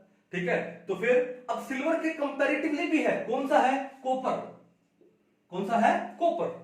भाई मान लो सिल्वर की जो कंडक्टिविटी है वो 92 से मान लो 93% के बीच में है, तो जो कॉपर है तो कॉपर की लगभग मान लो 80 से 85 होगी, तो ज्यादा डिफरेंस है नहीं, तो कॉपर भी क्या हो गया आपका, बेस्ट कंडक्टर हो गया। और कॉपर है वो थोड़ा सा सस्ता है, इसलिए आपने देखा कि मोस्ट ऑफ दी जो वायर्स है वो किसकी बनती है, कॉपर की। ठीक है, फिर एक एग्जांपल और भी आता है, कौन सा, एल्यूमिनियम। एल्यूमिनियम को भी यूज करते हैं वायर्स में, करते हैं कि नहीं करते हैं। तो ये क्या है, मेटेलिक कंडक्टर्स है, और यहां पर कंडक्टिविटी होती है ड्यू टू फ्री इलेक्ट्रॉन्स। कहानी समझ गए ना। चलो अब बाद में आता है कौन सा, इलेक्ट्रोलाइटिक कंडक्टर्स। अब इलेक्ट्रोलाइटिक कंडक्टर्स में आपके पास क्या है, इलेक्ट्रोलाइट है, ओके, अब इलेक्ट्रोलाइट के बारे में मैंने बोला क्या, इलेक्ट्रोकेमिस्ट्री में डिटेल में पढ़ेंगे। लेकिन इलेक्ट्रोलाइटिक कंडक्टर्स में जो कंडक्टिविटी होती है it is due to free ions. इस कंडक्टिविटी इज ड्यू टू, क्या लिख दूं मैं यहां पे, conductivity is due to free ions. तो देखो मेटालिक कंडक्टर में कंडक्टिविटी होती है ड्यू टू फ्री इलेक्ट्रॉन्स, और इलेक्ट्रोलाइटिक कंडक्टर में कंडक्टिविटी होती है ड्यू टू फ्री आयंस। अब एक बड़ा ही इंपॉर्टेंट पॉइंट मैं आपको देने जा रहा हूं, देखो एग्जाम से रिलेटेड है ये। इंपॉर्टेंट पॉइंट क्या है कि जो मेटालिक कंडक्टर्स हैं, अगर टेम्परेचर इंक्रीज कर दिया जाए तो उनकी कंडक्टिविटी डिक्रीज हो जाती है। ठीक है, ऑन इंक्रीजिंग टेम्परेचर, अगर मैं टेम्परेचर को इंक्रीज कर दूं, टेम्परेचर को क्या कर दूं, इंक्रीज कर दूं, तो कंडक्टिविटी ऑफ मेटालिक कंडक्टर्स क्या हो जाती है, डिक्रीज हो जाती है, डिक्रीजेस। बड़ा इंपॉर्टेंट है ये। ठीक है, देखा ना, कई बार आपने देखा वायर गर्म हो जाती है। ठीक है, वायर गर्म होने का मतलब क्या, टेम्परेचर बढ़ गया तो कंडक्टिविटी क्या हो जाती है, कम हो जाती है। तो अगर टेम्परेचर इंक्रीज कर दें तो मेटालिक कंडक्टर्स की जो कंडक्टिविटी है वो डिक्रीज हो जाती है। बट कंडक्टिविटी ऑफ किसका, इलेक्ट्रोलाइटिक कंडक्टर, इलेक्ट्रोलाइटिक कंडक्टर्स क्या हो जाता है, इंक्रीज हो जाता है भैया। बड़ा ही प्यारा पॉइंट है, बड़ा ही इंपॉर्टेंट पॉइंट है कि अगर टेम्परेचर इंक्रीज कर दें तो इलेक्ट्रोलाइटिक कंडक्टर की जो कंडक्टिविटी है वो इंक्रीज हो जाती है, और जो मेटालिक कंडक्टर है उनकी जो कंडक्टिविटी है वो क्या हो जाती है, डिक्रीज हो जाती है। कहानी समझ गए, कोई इशू नहीं है। चलो तो इसके ऊपर क्या है, एग्जाम में क्वेश्चन बन सकता है। अब हम लोग पढ़ने वाले हैं किसके बारे में, मैकेनिज्म ऑफ किसका, कंडक्टिविटी। कंडक्टिविटी का मैकेनिज्म क्या है वो पढ़ने वाले। तो आप एक काम करो, इसको पहले एक बार नोट डाउन कर लो और फिर हम लोग आगे बढ़ते हैं। ठीक है, चलिए तो मिटा दिया जाए इसको। इतना समझ आ गया शायद, थ्योरी है सिर्फ यहां पे अभी, और आगे भी थ्योरी ही चलने वाली है। चलो अभी हम लोग क्या पढ़ने वाले हैं, मैकेनिज्म ऑफ कंडक्शन। ठीक है, चलिए क्या पढ़ने वाले अभी हम लोग आगे, मैकेनिज्म ऑफ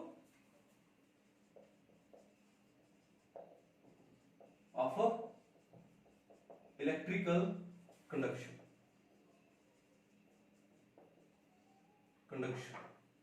ठीक है, चलो बड़ा ही प्यारा टॉपिक है ये भी। अब बात यह है कि मैकेनिज्म क्या है। तो एक देखो यार कि जो एटॉमिक ऑर्बिटल्स होते हैं, हम लोग किसकी बात कर रहे हैं, मेटालिक कंडक्टर की बात कर रहे हैं। जो मेटल्स के अंदर जो एटम्स होते हैं, यानी उनके अंदर क्या होगा, एटॉमिक ऑर्बिटल्स होंगे, और जो एटॉमिक ऑर्बिटल्स होते हैं वो आपस में कंबाइन करके क्या फॉर्म करते हैं, मॉलिक्यूलर ऑर्बिटल्स फॉर्म करते हैं। आपने केमिकल बॉन्डिंग पढ़ा होगा, जिसमें एमओटी जरूर पढ़ा होगा, एमओटी मॉलिक्यूलर ऑर्बिटल थ्योरी पढ़ा ना। चलो, तो जो एटॉमिक ऑर्बिटल्स होते हैं they combine together to form molecular orbitals, और जो मॉलिक्यूलर ऑर्बिटल्स होते हैं, ठीक है, वो क्या फॉर्म करते हैं, वो फॉर्म करते हैं क्या, बैंड्स। क्या फॉर्म करते हैं, बैंड्स। वो बैंड क्यों फॉर्म करते हैं, क्योंकि उनकी जो एनर्जी का जो डिफरेंस है बहुत ही कम होता है। एनर्जी का डिफरेंस क्या होता है, बहुत ही कम होता है, इसलिए वो क्या फॉर्म करते हैं, बैंड फॉर्म करते हैं। अब बात यह है, दो टाइप के बैंड्स होते हैं। क्या होते हैं, दो टाइप के बैंड्स, टाइप ऑफ बैंड्स। एक जो बैंड होता है उसको हम लोग क्या बोलते हैं, वैलेंस बैंड। क्या बोलते हैं उसको हम लोग, वैलेंस बैंड। नाम से पता लग रहा है वैलेंस। तो वैलेंस बैंड का मतलब क्या है कि जो आउटर ऑर्बिटल्स होगा, यानी जो आउटर फील्ड बैंड होगा, और किससे फील्ड होगा, इलेक्ट्रॉन से फील्ड होगा, ऑब्वियस सी बात है। तो वैलेंस बैंड क्या होता है, it is the outer most field band, उसको हम लोग क्या बोलते हैं, वैलेंस बैंड। अब इस वैलेंस बैंड का जो नेक्स्ट एम्प्टी बैंड होता है, and the next empty band जिसके अंदर इलेक्ट्रॉन्स है वो मूव कर सकते हैं। ठीक है, ओके, नंबर 2 देखो, उसे हम लोग क्या बोलते हैं, कंडक्शन बैंड बोलते हैं। क्या बोलते हैं उसको हम लोग, कंडक्शन बैंड। कंडक्शन बैंड क्या होता है, इस वैलेंस बैंड का जो आगे वाला जो नेक्स्ट बैंड होगा वो एम्प्टी होता है। तो क्या लिखेंगे, the next empty band where electrons can क्या कर सकते हैं, move, where electrons can move is known as what, conduction band. तो ये दो बातें समझ आई कि नहीं आई? तो दो टाइप की बैंड दोबारा से बता दूं कि जो एटॉमिक ऑर्बिटल्स होते हैं they combine together to form molecular orbitals, और जो मॉलिक्यूलर ऑर्बिटल्स होते हैं वो क्या फॉर्म करते हैं, बैंड फॉर्म करते हैं। और बैंड क्यों फॉर्म करते हैं, क्योंकि उनकी एनर्जीज में डिफरेंस बहुत ही कम होता है। तो दो टाइप के बैंड होते हैं, एक होता है वैलेंस बैंड। वैलेंस बैंड किसको बोलते हैं, जो आउटर मोस्ट फील्ड जो बैंड है उसको बोलते हैं वैलेंस बैंड। किससे फील्ड होगा, इलेक्ट्रॉन से फील्ड होगा। और जो कंडक्शन बैंड क्या होता है कि इस वैलेंस बैंड का जो नेक्स्ट एम्प्टी बैंड है जहां पर इलेक्ट्रॉन क्या कर सकते हैं, मूव कर सकते हैं, मूवमेंट कर सकते हैं, उसको हम लोग क्या बोलते हैं, कंडक्शन बैंड बोलते हैं। क्लियर बात है? अब देखो ध्यान से क्या कि सबसे पहले मैं बात करूं किसकी, कंडक्टर्स की बात करूं, किसकी बात करूं, कंडक्टर। तो मैंने ये ऑर्डर ले लिया किसका, एनर्जी का, कि भाई एनर्जी है नीचे से लेके ऊपर क्या हो रही है, इंक्रीज हो रही है। ये क्या हो गई, एनर्जी, एनर्जी का ऑर्डर लिया, ठीक है। चलो तो किसकी एनर्जी, पहले तो किसको लिखेंगे, वैलेंस बैंड को। तो ये मान लो वैलेंस बैंड है, ये क्या है, वैलेंस बैंड, ओके। और उसके बाद ये मान लो क्या है, कंडक्शन बैंड, क्या है, कंडक्शन बैंड। और ये मैं किसका एग्जांपल ले रहा हूं, मैं ले रहा हूं किसका एग्जांपल, कंडक्टर्स का। तो आपने देखा कि कंडक्टर्स में जो वैलेंस बैंड है और जो कंडक्शन बैंड है उनके अंदर एनर्जी डिफरेंस बहुत कम है, उनके अंदर एनर्जी डिफरेंस क्या है, बहुत ही कम है। तो वैलेंस बैंड के इलेक्ट्रॉन यहां से मूव करके, कौन, इलेक्ट्रॉन वैलेंस बैंड से कहां मूव करके जा सकते हैं, कंडक्शन बैंड में जा सकते हैं, और इलेक्ट्रिसिटी क्या होगी, कंडक्ट होगी। का रीजन पता लग गया आपको, क्लियर है? अब आते हैं उसके बाद नंबर 2 पे। नंबर 2 क्या, सेमी कंडक्टर्स, सेमी कंडक्टर्स। अब सेमी कंडक्टर्स में क्या होता है कि मान लो ये वैलेंस बैंड है, ये क्या है, वैलेंस बैंड। तो फिर ये क्या होता है, ये होता है यहां पे कंडक्शन बैंड। मैं क्या शो करने की कोशिश कर रहा हूं कि यहां पर देखो बहुत ही कम एनर्जी गैप है, यहां पे तो बहुत ही कम है। इस एनर्जी गैप को मैं क्या लिखूंगा, वेरी वेरी लो या वेरी लेस एनर्जी गैप, ठीक है। अब यहां पर इसको क्या लिखूंगा, low energy gap, low energy gap, ठीक है। अब देखो क्या है कि यहां से इलेक्ट्रॉन है, सारे के सारे जंप करके जा नहीं सकते कंडक्शन बैंड में, क्यों, इलेक्ट्रॉन को जंप करने के लिए क्या चाहिए, एनर्जी चाहिए। वो एनर्जी कहां से आएगी, तो यहां पर सारे के सारे इलेक्ट्रॉन नहीं जा सकते हैं, तो इलेक्ट्रिसिटी है उतनी अच्छी खासी कंडक्ट नहीं होगी। कहानी समझ आ गई? अगर सारे के सारे इलेक्ट्रॉन जंप करते, जैसे मान लो यहां पर, और वो तभी कर सकते हैं जब एनर्जी डिफरेंस कम हो, ठीक है, तो कोई दिक्कत नहीं है। जैसे मान लो आपका घर है, तो 2 फ्लोर का घर है, ठीक है। अब फर्स्ट फ्लोर के बाद सेकंड फ्लोर आता है, स्टेयर्स है, ठीक है। तो फर्स्ट फ्लोर से जब आपको सेकंड फ्लोर में जाना हो, मान लो आप इलेक्ट्रॉन हो, आप क्या हो, इलेक्ट्रॉन। वो जो फर्स्ट फ्लोर है वो है वैलेंस बैंड, और जो सेकंड फ्लोर है वो है कंडक्शन बैंड, ठीक है। अब दोनों फ्लोर आपको फर्स्ट से सेकंड फ्लोर में जाना है, एक ही स्टेयर्स है, ठीक है, ओके। तो आपको ज्यादा एनर्जी नहीं लगेगी, तो आप आराम से फर्स्ट से सेकंड फ्लोर में जा सकते हो, और जो भी अपना काम करना है वो कर सकते हो, क्लियर है। लेकिन मान लो कि ये फर्स्ट फ्लोर है और मान लो ये फोर्थ फ्लोर है। अब फर्स्ट से फोर्थ फ्लोर में जाने में भैया जोर आता है, वो भी किसमें, बाय स्टेयर्स। तो जितना आप यहां पर जा पाओगे उतना आप यहां नहीं जा पाओगे, ठीक है। तो क्या होगा, कम जा पाओगे, कम जा पाओगे तो इलेक्ट्रिसिटी कंडक्ट होगी, लेकिन उतनी खास कंडक्ट नहीं होगी, ध्यान रखना। अब देखो यहां पर क्या है, नंबर 3। नंबर 3 किसकी बात हो रही है, यहां पे इंसुलेटर्स की बात हो रही है। किसकी बात हो रही है, इंसुलेटर। तो इंसुलेटर्स में मान लो कि ये कौन सा है, ये है वैलेंस बैंड, ये कौन सा बैंड है, वैलेंस बैंड। तो भैया ये जो है वो है कौन सा, कंडक्शन बैंड। अब यहां पे ये क्या आ गया, very large energy gap, energy gap, very large energy gap. अब इतनी एनर्जी मिल ही नहीं पाती, अब इतनी ज्यादा एनर्जी मिल ही नहीं पाएगी, तो इलेक्ट्रॉन वैलेंस बैंड से उठ के कंडक्शन बैंड पे जा ही नहीं पाएगा। तो ये क्या होता है, बैड कंडक्टर हो जाता है इलेक्ट्रिसिटी के। कुछ कहानी समझ आ रही है, ठीक है। चलो अब देखो बात क्या है, तो कंडक्टर्स का तो समझ आ गया, कोई ज्यादा प्रॉब्लम है नहीं। ओके, इंसुलेटर से अपने को लेना देना है नहीं। कहानी आ गई अब किसकी? सेमीकंडक्टर्स की। अब सेमीकंडक्टर में क्या है कि लो एनर्जी गैप है, तो एक काम करो, टेम्परेचर को इंक्रीज कर दो। क्या कर दो? टेम्परेचर इंक्रीज कर दो। अब टेम्परेचर इंक्रीज करने से क्या होगा कि इन इलेक्ट्रॉन्स को एनर्जी मिलेगी, और इलेक्ट्रॉन्स को जब एनर्जी मिलेगी तो ये इलेक्ट्रॉन वैलेंस बैंड से कहां पे जाएंगे? कंडक्शन बैंड में जाएंगे। जाएंगे कि नहीं जाएंगे बताओ? जाएंगे ना, ठीक है। तो इलेक्ट्रिसिटी कंडक्ट होगी। तो इस टाइप के जो सेमीकंडक्टर है, उन सेमीकंडक्टर को हम लोग क्या बोलते हैं? Intrinsic semiconductor. ठीक है, ओके। क्या बोलते हैं? इंट्रिंसिक। किसको बोलते हैं इंट्रिंसिक सेमीकंडक्टर? देखो पहले ध्यान से देखो। पहली बात तो क्या है कि आप टेम्परेचर इंक्रीज कर दो, और टेम्परेचर इंक्रीज करने से इलेक्ट्रॉन को एनर्जी मिलेगी। एनर्जी मिलेगा तो वैलेंस से कंडक्शन बैंड पे जाएगा, तो इलेक्ट्रिसिटी कंडक्ट होगी। दूसरी बात इनको इंट्रिंसिक सेमीकंडक्टर क्यों बोलते हैं? कि भैया बात ऐसा है कि आप हर बार टेम्परेचर इंक्रीज करोगे नहीं, एक काम और कर सकते हो। क्या? कि अगर मान लो कि मैं कुछ एक इंप्योरिटी इसमें ऐड कर दूं, कुछ क्या ऐड कर दूं?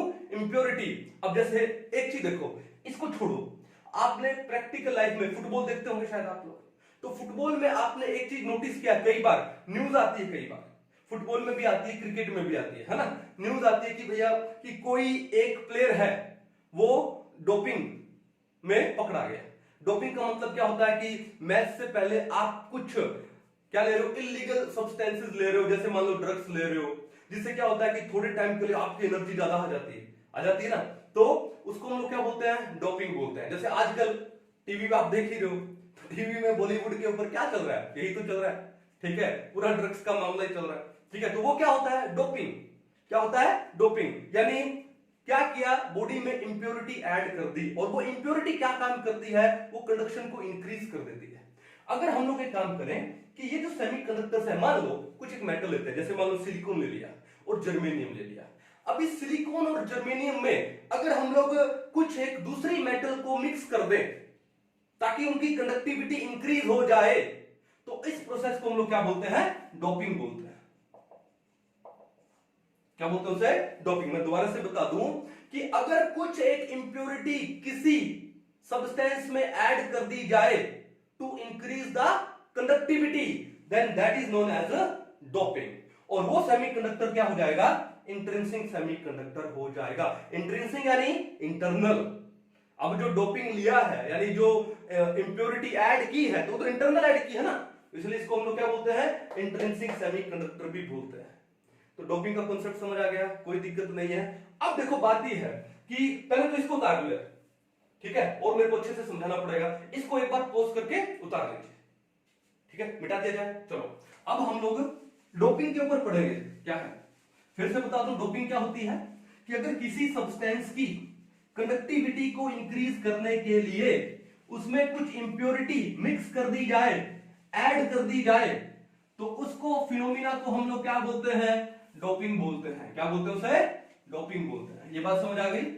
मैं फिर से एक बात बोल देता हूं, अगर किसी सब्सटेंस की क्या इलेक्ट्रिकल कंडक्टिविटी इंक्रीज करने के लिए उसमें कुछ दूसरे सब्सटेंस की इंप्योरिटी ऐड कर दी जाए, तो उसे हम लोग क्या बोलते हैं? डोपिंग बोलते हैं, ठीक है।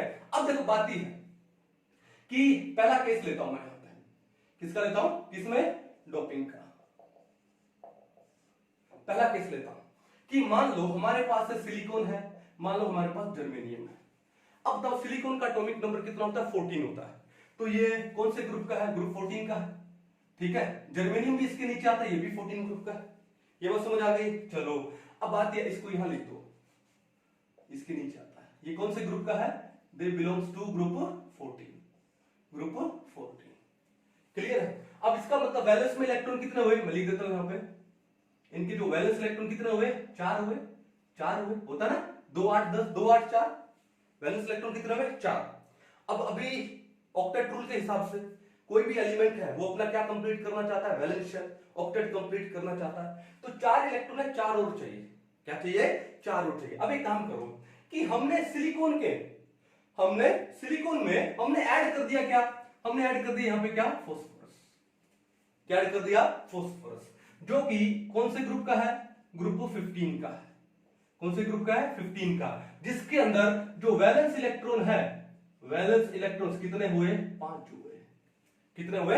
5। तो क्या होगा कि सिलिकॉन में ऐड किया हमने, सिलिकॉन में ऐड किया फास्फोरस, सिलिकॉन में हमने क्या ऐड किया? फास्फोरस। अब सिलिकॉन के जो वैलेंस इलेक्ट्रॉन्स थे वो कितने हैं? 4, और फास्फोरस के कितने हैं? 5। कितने हैं? 5। ये बात समझ आ गई। अब देखो कि सिलिकॉन के 4 इलेक्ट्रॉन और फास्फोरस के भी 4 इलेक्ट्रॉन ये आपस में शेयर हो जाएंगे और 4 बॉन्ड बन जाएंगे। क्या बॉन्ड बन जाएंगे? 4। तो देखो ध्यान से, सिलिकॉन ओके 1 2 3 4, फिर आ जाएगा फास्फोरस 1 2 3, फिर आ जाएगा सिलिकॉन, दिख रहे ना? 4 बॉन्ड 4 बॉन्ड 4 बॉन्ड, यार फास्फोरस 4 बॉन्ड, ठीक है? यहां लगा तो सिलिकॉन, ठीक है? यहां लगा तो क्या? फास्फोरस। कहानी समझ आ रही है? फास्फोरस सिलिकॉन, ठीक है? कोई इशू नहीं है ना? ठीक है। अब बात यह है कि सिलिकॉन के भी 4 वैलेंस इलेक्ट्रॉन और फास्फोरस के भी 4 वैलेंस इलेक्ट्रॉन शेयर हो गए और उन्होंने 4 बॉन्ड बना लिए, लेकिन ये एक इलेक्ट्रॉन फास्फोरस का क्या रह गया? एक्स्ट्रा रह गया। अब फास्फोरस का एक इलेक्ट्रॉन क्या रह गया? एक्स्ट्रा रह गया। ये लो, ये इलेक्ट्रॉन एक्स्ट्रा रह गया ना? अब ये जब इलेक्ट्रॉन एक्स्ट्रा रह गया तो यहां पर ये जो फ्री इलेक्ट्रॉन है वो इलेक्ट्रिसिटी कंडक्ट करेगा। ये जो फ्री इलेक्ट्रॉन है वो क्या करेगा? इलेक्ट्रिसिटी कंडक्ट करेगा। हमने सिलिकॉन में डोपिंग की किसकी? फास्फोरस की। उससे हुआ क्या कि एक इलेक्ट्रॉन फ्री रह गया फास्फोरस का और वो फ्री इलेक्ट्रॉन इलेक्ट्रिसिटी कंडक्ट करेगा। Now electricity conduction is due to this negatively charge electron. Electron क्या होता है? नेगेटिवली चार्ज होता है। तो नेगेटिवली चार्ज, नेगेटिव का पहला अल्फाबेट क्या है? एन। तो भैया इस टाइप के सेमीकंडक्टर को हम बोलते हैं क्या? N type semiconductor. N type semiconductor. N का मतलब क्या होता है? एन का मतलब होता है क्या? नेगेटिव। और नेगेटिव क्यों हुआ?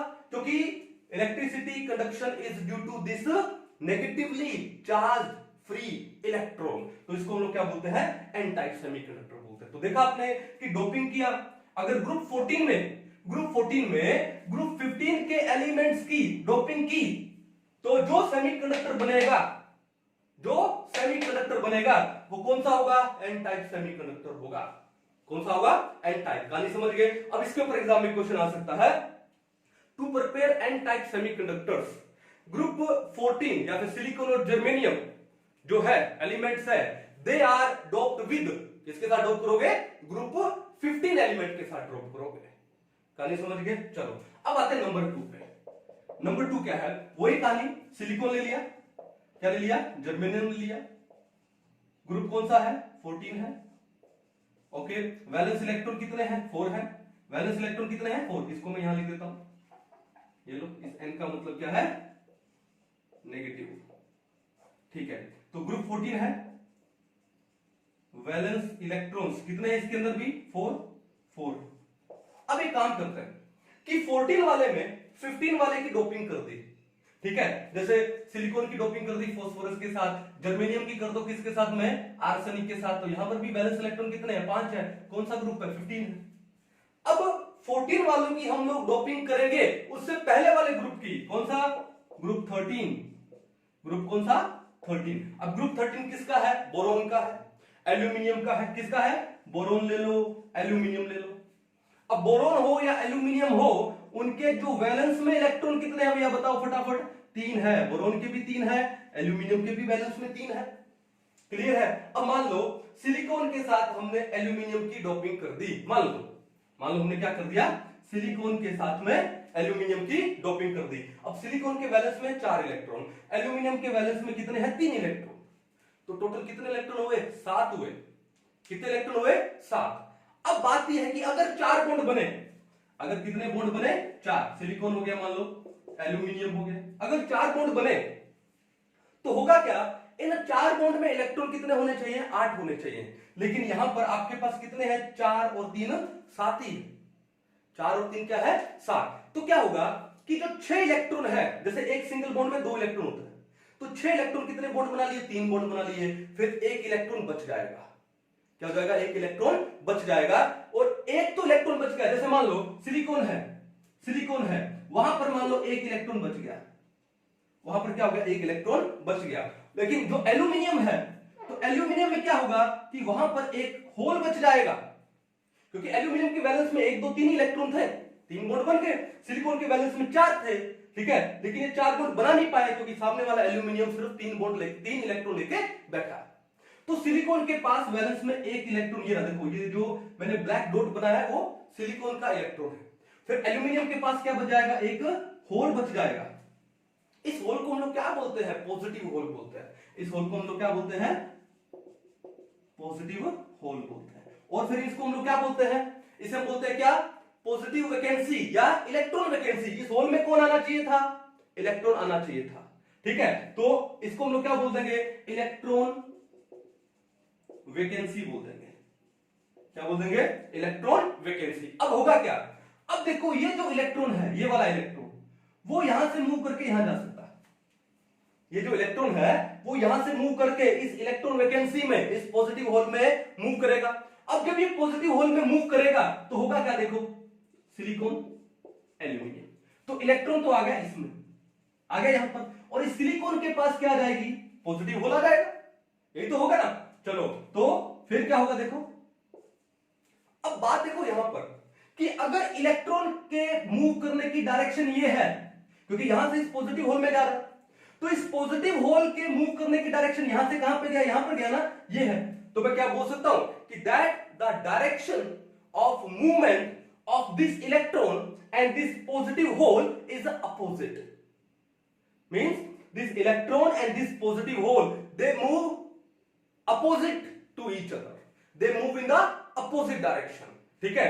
अब जैसे ही क्या होगा कि ये इलेक्ट्रॉन पहले यहां मूव किया, फिर ये पॉजिटिव होल यहां पर आ गया, फिर यहां वाला इलेक्ट्रॉन वापस आके मूव करेगा, पॉजिटिव होल यहां जाएगा, ऐसे इलेक्ट्रॉन मूव करता जाएगा और इलेक्ट्रिसिटी क्या हो जाएगी, कंडक्ट हो जाएगी, ठीक है। अब देखो यहां पर इलेक्ट्रिसिटी, अगर ये पॉजिटिव होल नहीं होता तो इलेक्ट्रॉन बेचारा कहां जाता, ठीक है। तो here the electricity conduction is due to this positive hole. अब पॉजिटिव का पहला लेटर क्या है, पी, तो ये जो इस टाइप का सेमीकंडक्टर बनेगा, उस सेमीकंडक्टर को हम लोग क्या बोलते हैं, पी टाइप सेमीकंडक्टर बोलते हैं। क्या बोलते हैं उसे, पी टाइप सेमीकंडक्टर। जहां पे पी का मतलब क्या है, पी का मतलब है क्या, पॉजिटिव।